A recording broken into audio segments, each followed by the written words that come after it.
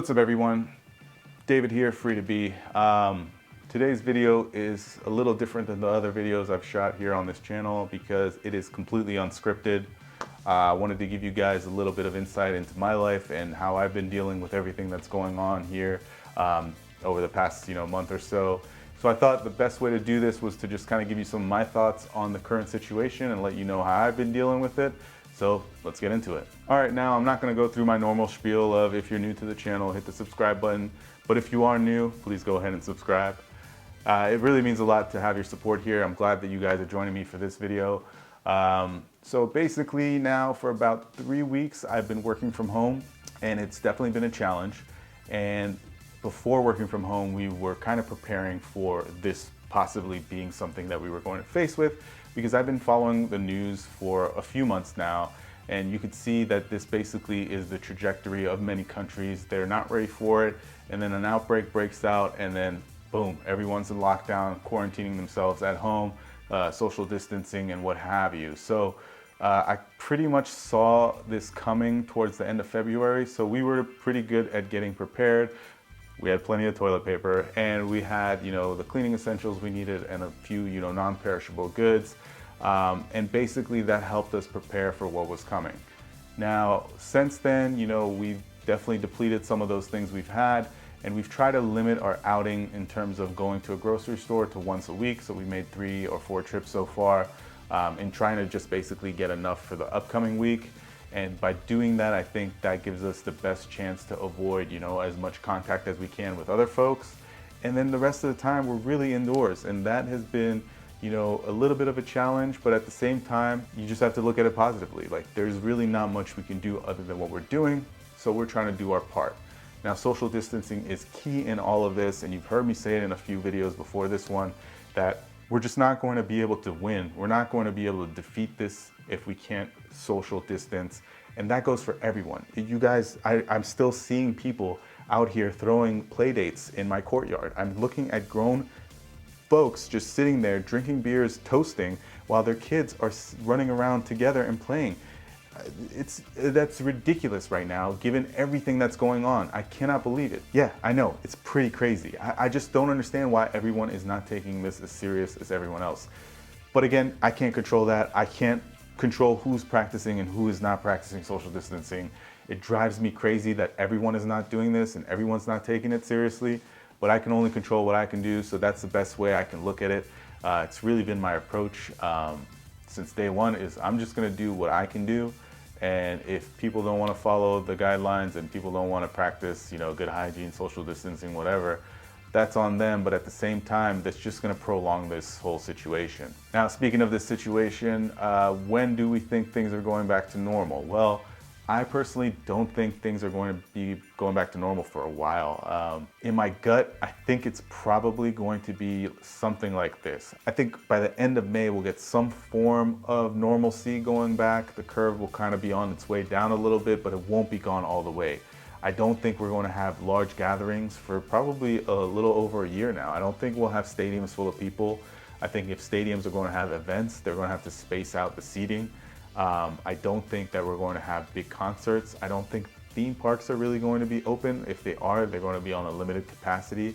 I just don't think these things are going to get back to normal as soon as people think. My belief is by the end of May, things will kind of start slowing down.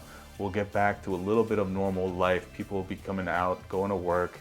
But then again, in the fall, I think things are going to pick back up, and we're going to face another period of 4 to 8 weeks of self-isolating and just social distancing. And this is just going to be a cycle until we can get a cure or some actual medicine that'll help fight this disease. And that could be anything from another 12 to 18 months from today. So honestly, I think it'll probably be 2 full years before things go back to what was normal before this, where we could just have theme parks packed and people running around. Now, I don't think shaking hands is like a thing that we should be doing in our society anymore. I think they should try to limit gatherings to begin with. They shouldn't be overselling stadiums just to get people in there. That's just my thought. But I feel like this is honestly a real situation we're gonna be facing for a couple years. And I think it could be a lot worse if people don't continue to social distance. And it could even be better than I'm thinking if we can get a hold of this situation with people running around and traveling whenever they want to, having play dates in the courtyard, meeting up for happy hours, going to the beach. I mean, come on guys, that's a little ridiculous, don't you think? Anyways, so I thought I would just make this video, let you guys know a little bit about what I'm doing here.